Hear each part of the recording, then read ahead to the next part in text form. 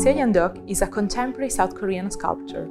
The artist has captivated audiences by producing life-size, hyper-realistic sculptures of the human body made with welded iron or stainless steel chains, using the parts from bicycles and industrial machinery.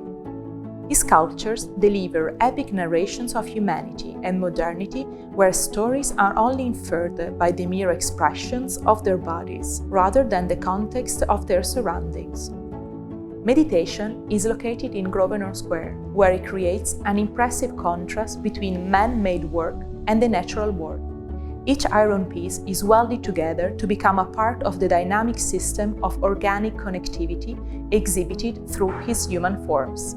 While the material may be physically strong, its structural completeness is what emanates strength of the human spirit.